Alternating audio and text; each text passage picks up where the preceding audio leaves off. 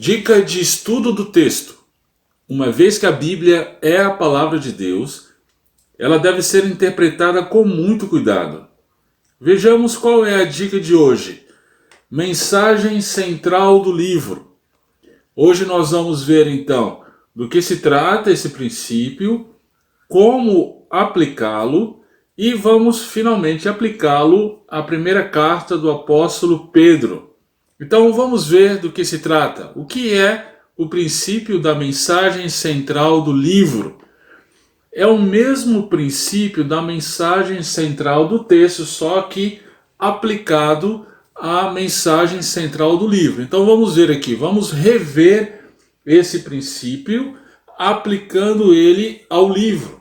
A mensagem central do livro é a proposição que resume a tese central que o autor do texto quis transmitir aos seus ouvintes originais. Lembre-se, como proposição, ela é formada de sujeito, verbo e predicado, ok? Então, é uma frase completa que resume a tese central que o autor quis transmitir por meio do livro. Muito bem. Por que é importante? Lembre-se, a mensagem central do texto nos ajuda claramente a discernir a mensagem que Deus deseja que ouçamos através de um livro das Escrituras. Nos ajuda a ver o ponto focal ao redor do qual os assuntos do livro estão organizados. E nos ajuda também a permanecer fiéis ao que Deus está dizendo em sua palavra. Por isso, então, é tão importante a mensagem central do livro. Muito bem, como achar então a mensagem central do livro? Vamos lá. Você primeiro tem que fazer todo o processo de estudo do texto, ok? Então, revise os vídeos, você precisa então fazer as boas perguntas, você precisa fazer as observações do texto, olhar as repetições, olhar os padrões, como começa, como termina, né? Você precisa observar as características próprias do gênero literário e etc. Até chegar na estrutura. Lembre-se da estrutura. A estrutura do livro é extremamente importante. Lembre-se então das dicas. Nós já vimos isso, nós não vamos repetir. Reveja lá nos vídeos anteriores. Observe as dicas próprias para encontrarmos a estrutura do texto do livro. Depois disso, então, você vai chegar àquelas duas perguntas aplicadas ao livro. Qual é o assunto principal sobre o qual o autor fala? E, finalmente, o que ele diz especificamente sobre o assunto principal.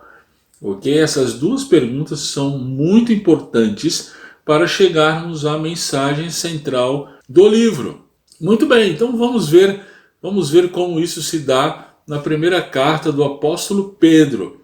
Lembre-se, nós já chegamos na estrutura da carta, nós já vimos que a carta ela está dividida em duas grandes partes, do capítulo 1 até o capítulo 2, verso 10, Pedro ele trabalha doutrina e aplicação geral, né? Ele vai dizer então da regeneração, da obra do Deus Trino na regeneração daqueles que ele elege, e esses então devem viver em santidade à luz da esperança que eles têm na herança celestial.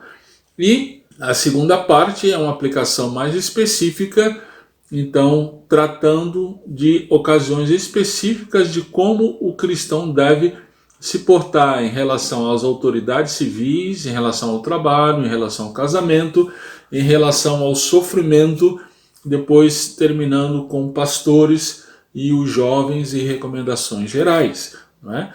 Então, a partir dessa estrutura, nós vamos identificar a mensagem central de cada parte dessa. A primeira parte, a mensagem central é a seguinte: Deus nos regenerou para alcançarmos a herança celestial.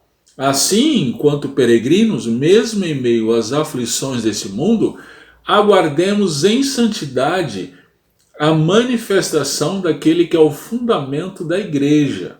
Cristo. Essa é a mensagem da primeira parte. E a mensagem da segunda parte da carta é a seguinte: a nossa identidade em Cristo deve levar-nos a uma vida que reflete o seu caráter, mesmo diante das duras aflições.